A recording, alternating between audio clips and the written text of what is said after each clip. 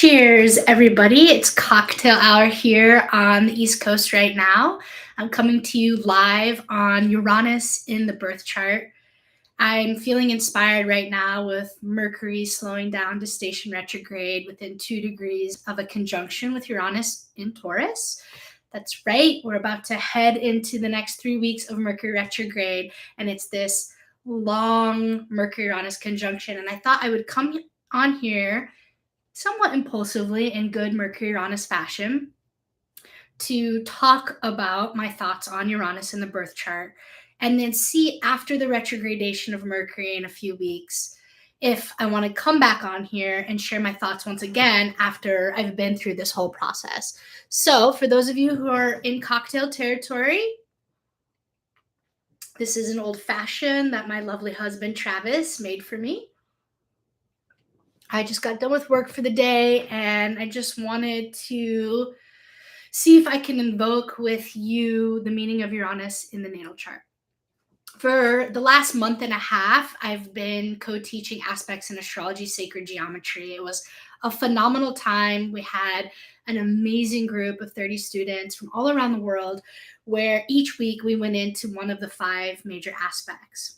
The Ptolemaic aspects of the conjunction, opposition, square, trine, and sextile. And I was deeply transformed as a teacher and an astrologer. The phrase, the teacher is the one that is learning the most in the room, is absolutely true. And what I loved about this course and what surprised me about it, and this is a lot of what Uranus is about the unexpected surprise, is that embodied learning and embodied living activates material inside of us that is always resonant, archetypally resonant with the material that we're learning and invoking. And now I already conceptually knew this, but in this course, not only did we go into the interpretive meaning of the 5 major aspects and the major aspect patterns like the Grand Trine and the Star of David and the Mystic Rectangle, but also we went into looking at the mathematics and the sacred geometry, the history, and we did that through experiences like sky watching and sky magic, where we would go out every week and create group ritual together, and watch the sky and watch the planets and watch the sun and the moon. And then we would create sky magic together. And I was shown things 15 years into my practice as a professional astrologer that I had never seen before. And that really excited me and was a tremendous gift from the cosmos.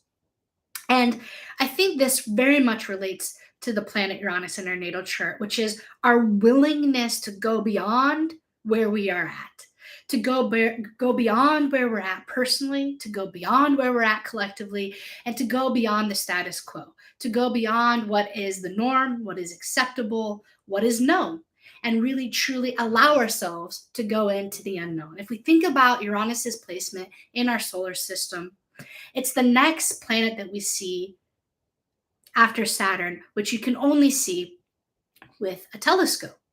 So Saturn, as the known edge of the universe until only several hundred years ago, means that Uranus's nature is to radically break free and break open beyond all limit, beyond Saturn, beyond the known world, beyond certainty, beyond reason, beyond a reason of a doubt.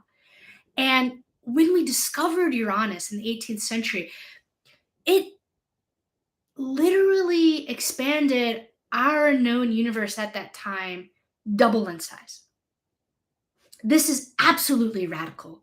This is absolutely insane. We didn't know there was anything beyond Saturn, let alone another planet. And here, the cosmic trickster comes in and shakes up the entire astrological, archetypal, cosmic pantheon of astronomy and astrology by saying, surprise, I'm here.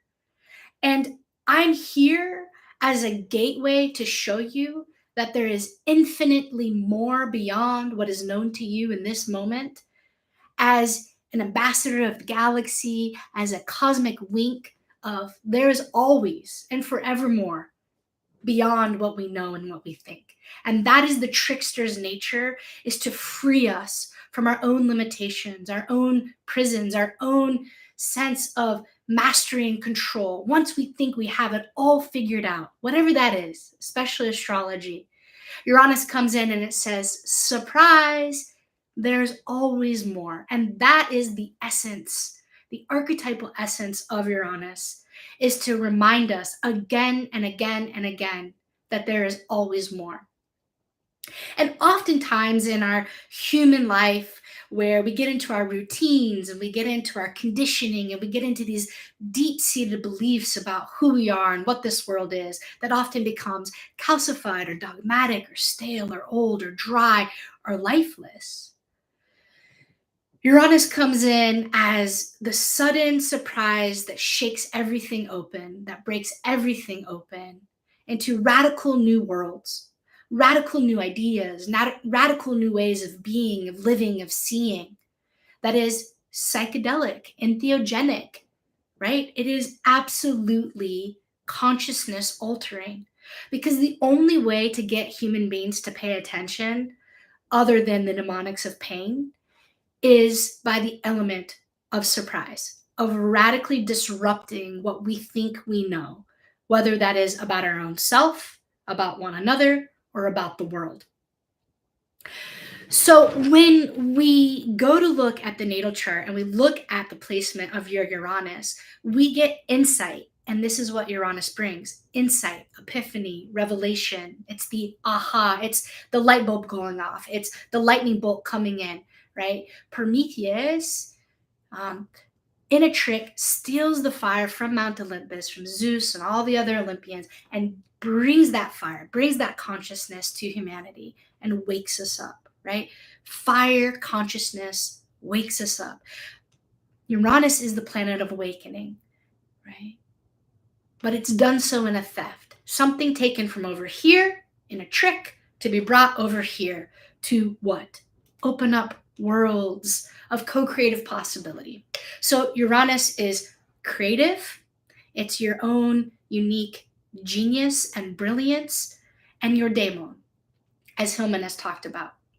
So that seed potential of what your soul came into this world to do, that is your own unique creative thumbprint to put on life through all the things that you are creatively bringing into this world. We look to the natal chart and we get specifics about what that is for you, what that path of living with Uranus is like. Now, what I will say is this, and I think we have to begin here, is what is your personal definition of freedom? And if we can just take a moment here and pause and say, how would you define freedom? Can you remember the last time that you felt truly free? What were you doing? How did you feel? Who was there? Who wasn't there? And what was it about that experience that made you feel free? Freedom sometimes can feel so intangible or elusive, and yet it is actually a universal principle. That's what the archetypes are. But what freedom is to you, what freedom is to me, is actually deeply personal. And we can only define that for ourselves. So at Uranus's core is it wants freedom. It wants liberation. It wants newness. It loves novelty. So let's start with someone who has Mercury-Uranus in major aspect in their natal chart. This person is going to seek their freedom through ideas. They're going to seek their liberation through reading and consuming as much mercurial information as they possibly can from as many varied sources as possible. Uranus is the variety, right? So it loves the new, it loves the novelty, and so it wants a lot of different ideas, a lot of different voices to enter the conversation.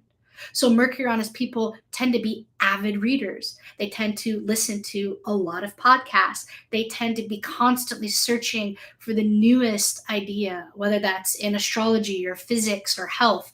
They're constantly searching for the cutting edge, because Uranus is the cutting edge. It's the breakthrough into the new paradigm, into the new world. It's that rebirth and revelation that can only happen by going beyond Saturn, by going on what there is, and it takes a risk.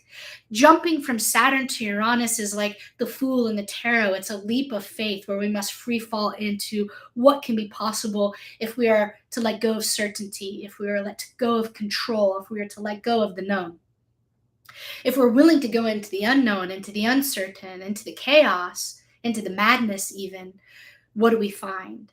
And those who are willing and able to do that, though in that risk that can sometimes be dangerous, also absolutely soul fulfilling. We find ecstatic, sublime new experiences that are euphoric, that show us what the future can be. Uranus is about the future. It's very progressive, and it actually is that connection to the future that relates to insight. So the Mercury Uranus person is very future oriented in their thinking, and they're constantly looking for the new vision or the new idea of the future of human, the future world, the future of humanity, the future of tech. Uranus also has a specific correlation to technology. So Mercury Uranus people oftentimes are very involved in tech, or they're very interested in tech, or they themselves are coders or engineers, software people, astrologers, right? Uranus has a special relationship or connection with astrology. So here we see that the Mercury Uranus person is looking for that epiphanic insight that exhilarates their mind and their thinking and their learning. So they're constantly learning because of that thirst for what is beyond what is already known. We look at, for example, the aspect of Uranus as the rebel, the archetype of the rebel, the one who wants to overthrow the status quo of Saturn, who wants to revolutionize what is here, the revolutionary. So we look at someone like a Mercury Uranus person in this theme of the rebel, and we say, yeah, they tend to be rebellious in their thoughts and ideas. They tend to be progressive, open-minded people, but they also tend to rebel against a lot of things that are spoken, right? And in that way, it's very Aquarian, contrarian, dissonant. And so then I would say to you, not only is your relationship to freedom, but what is your relationship to chaos? What is your relationship to madness? What is your relationship to surprise? I know some people who live for surprise, the adventure and the thrill. And then I know other people who don't ever want to be surprised. So our relationship to the elements of Uranus have a big key factor to play in how we experience and co-create with that archetypal energy. If you love spontaneity, if you love surprise, if you enjoy the creative magic of chaos, then you have a relationship with Uranus that can enter more into that euphoric, epiphanic flow state of revelation, insight, creativity, brilliance, and genius. However, if for any reason that lack of control, that lack of certainty, that loss of that is threatening, and you don't want that, then it can be a very destabilizing, disruptive energy, like the rug being pulled out from under you. So when we look at something like Moon square Uranus in the natal chart, we can see themes of rebelling against the family, or rebelling against relationship, or rebelling against the parents and how things were done. Or we can see a chaotic childhood. We can see someone who's moved around a lot from home to home, where there isn't that Saturnian stability and consistency and constancy that you get. But instead, you get that upheaval, you get that traveling, the traveler archetype, right? The Moon square Uranus, and this is something I addressed in aspects of astrology, where I took every single major aspect and I filtered it through the Moon Uranus. So I did Moon Uranus conjunction and how that's different than the opposition, the square, the trine, the sextile. So you get something like a Moon square Uranus in the natal chart, and you see themes of being blindsided, as a square is, by chaotic family dynamics. The parents are getting married and divorced, married and divorced, married and divorced. Surprise, we're moving once again. Oh, surprise, we're going to a new school once again. So there's a profound tension, as there is in the square, between needing dependence, the moon, attachment, security, family, and independence of Uranus and that freedom that comes with that. And so oftentimes there can be kind of this quality of duality of living in two worlds, the world of partnership or home or family, and then the world of your absolutely free creative life as an artist, as a traveler, as an adventurer, and that is in some way seemingly separate or juxtaposed to the lunar life of attachment and family. And so we look to where Uranus is in the chart to see where is it that we tend to rebel. How do we rebel? Where do we rebel? We look to Uranus in the natal chart and we go, you know what? This lifetime, from a soul perspective or a transpersonal perspective, is the place that you are seeking to liberate yourself. So if we return back to Mercury Uranus people are looking to liberate their voice, to free their minds, to free their ideas, to bring them into a co-creative dialogue in some way that is exciting, different, unique, innovative. If we look at someone who has Venus Uranus, then we're looking at someone who's looking to try to find new and innovative ways to love and be loved and to be in friendship. Venus Uranus people tend to be very artistic. And what you notice in their artistry is there's something about it that is very avant garde. It's very eccentric. It's different than what everyone else is doing around them. I know a jeweler who has Venus Uranus, and her brand is completely unique in the styles and the textures and the story behind how the jewelry is made. It stands out. It's one of a kind. So Uranus is where we look to be unique. It's where we seek to be one of a kind or to be special in whatever it is that it's touching in our chart. You also see Venus Uranus, for example, in a musician where instead of playing classical music, they play free jazz, or in a dancer, instead of doing ballet, they do improv. So it's that need again for freedom and spontaneity and whatever the Venusian creative artistic act would be. So we look to Uranus in the natal chart to see how is it that you are trying to put your unique thumbprint onto that aspect of life. When we look at the sign, we look at the house, but really we look at the major other planets that are in relationship to your Uranus to understand your unique relationship to how and where it is that you're trying to free yourself. For example, Saturn Uranus folks, they are trying to be innovative within their work and their career. They're seeking to bridge worlds from the Saturnian past of how things were done in the tradition to the Uranian innovative new paradigm ways of how things can be done moving forward. They're bridge builders, they're engineers because they're constantly trying to restructure how things are done by taking into account both the world of Saturn and both the world of Uranus.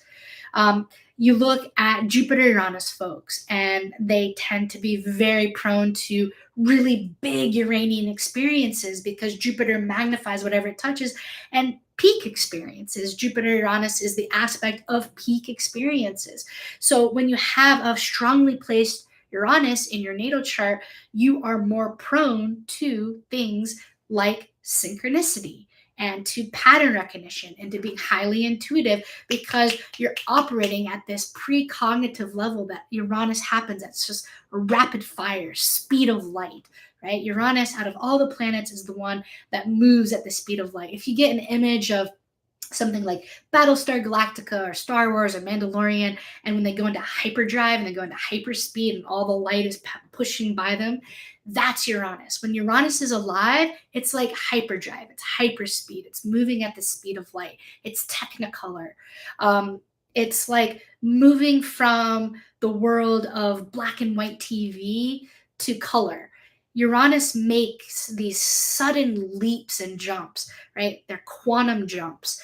And they take you from one world where you're sure that this is as far as things can go. And then it's the radical breaking free and into a whole new world of technicolor.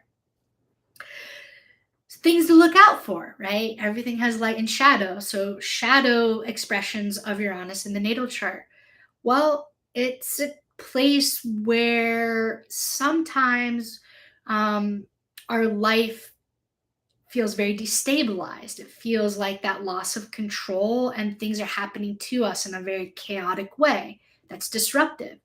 Um, Also, where Uranus is in the chart in shadow form sometimes can be a tendency to be overly focused on wanting to be different or unique or special in some way, that we don't ever actualize our potential because we're so constantly focused on creating something new that by the time we go to give it form, we're on to the next idea. And so nothing ever actually materializes. So it's like the shadow of not having enough Saturn involved, which allows us to materialize and give form to things. So, shadow expression of Uranus is, well, are you actually ever bringing your creations into form, your brilliance, your genius into form? If not, then it's a hyper Uranian energy that's needing to find a way to come and ground into the element of Earth.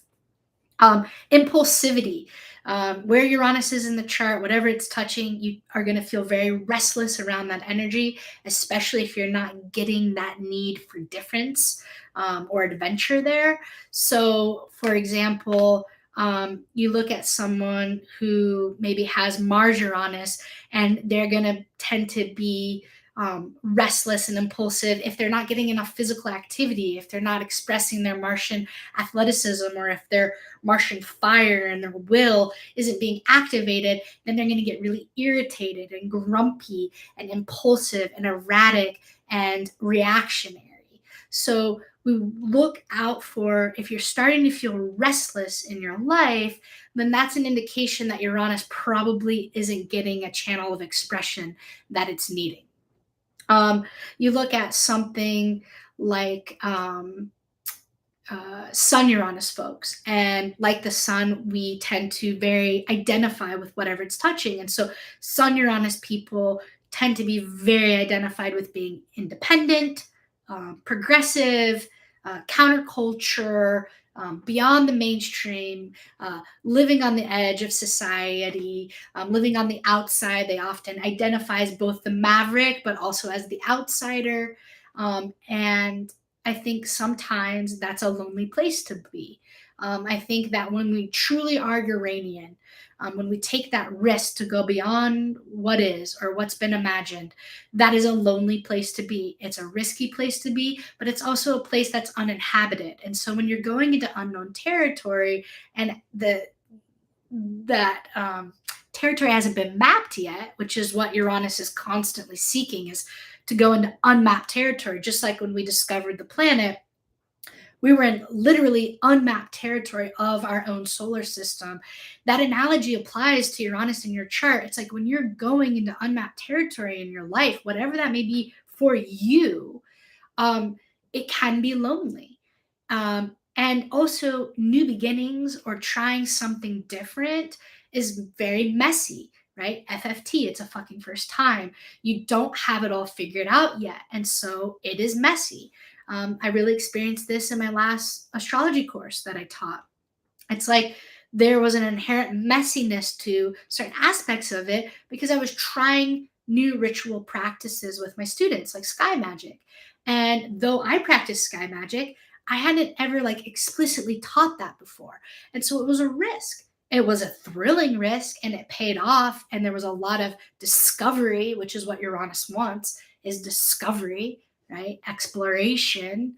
Um, However, it's like, no, this isn't already delineated.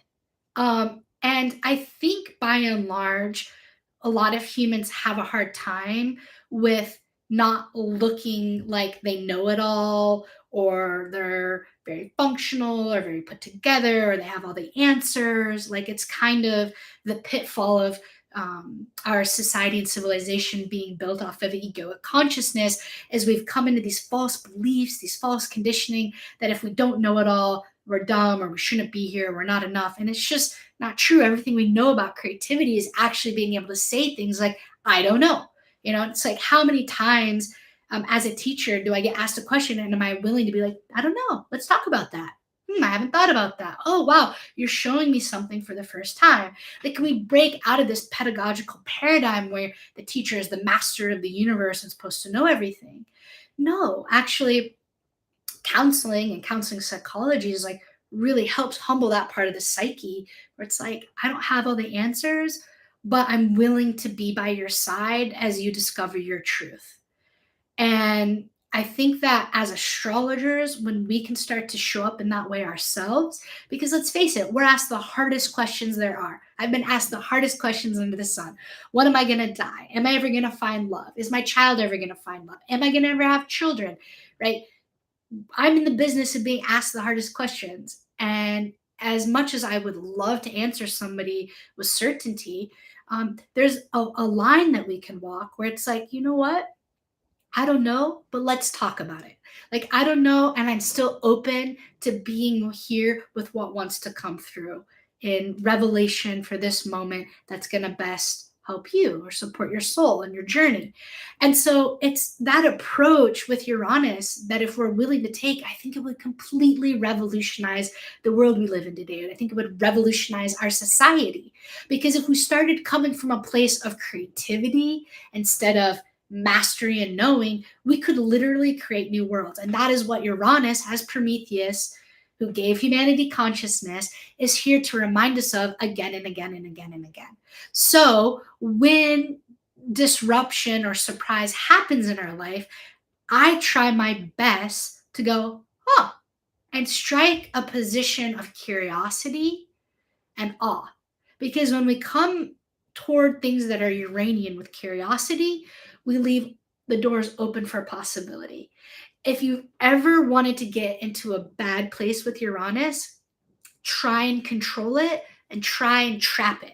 The second you do that, you are in one of the most ancient archetypal power struggles there's ever been. Okay? So the way you release the rubber band from that power struggle with the Uranus archetype is curiosity and even saying things like, I don't know. Let's see. I need help. And these things help release Uranus from feeling chained. Because once Uranus feels chained, it starts to wreak crazy havoc, rebellious, disruptive, burn it all down havoc. So, how can we, within our own selves and within the way we relate to one another, unshackle ourselves from those chains? In my experience, the greatest imprisonment we ever experience is from inside of our own self. And what my own kind of contemplative and embodied practice with the archetype of Uranus has been in my own life is constantly reminding myself not only to be curious, but that its nature is to show me that which is beyond what I could have already imagined if I was willing to keep my eyes open and look.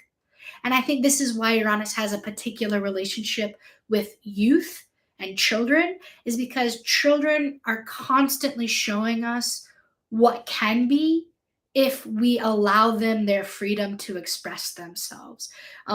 There's a perfection to our children where their unfolding story, my therapist is really helping me see this, like their unfolding story is something they're constantly trying to show us.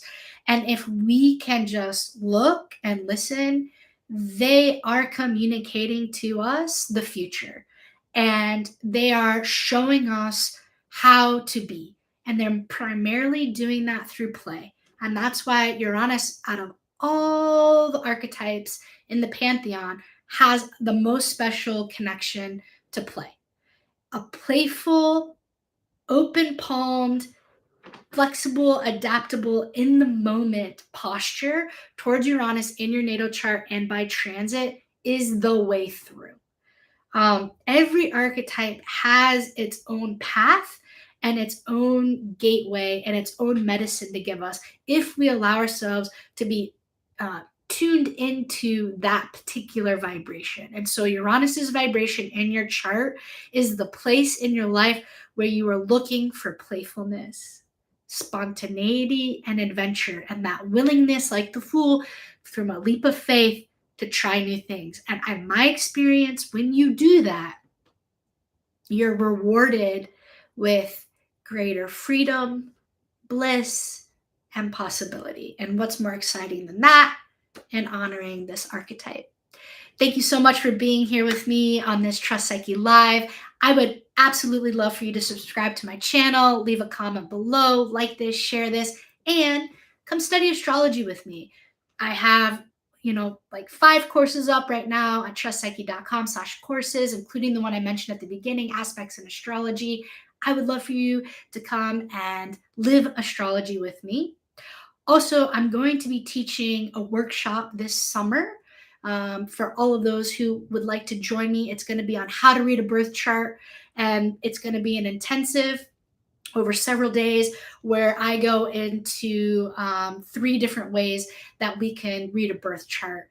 And I'm going to be demoing that live, giving live readings, and also taking all of your questions. So stay tuned to that. I'll be announcing the registration for that soon. And I would absolutely love for you to be on this journey with me in whatever ways feels right to you. Thanks so much, everybody. Happy eclipse season. I hope you enjoy this Mercury-Uranus conjunction. I hope you get out and watch the night sky and in your own way ritualize that experience to connect you more to the heavens. All right. Ciao, everybody. I'll see you next time. Bye.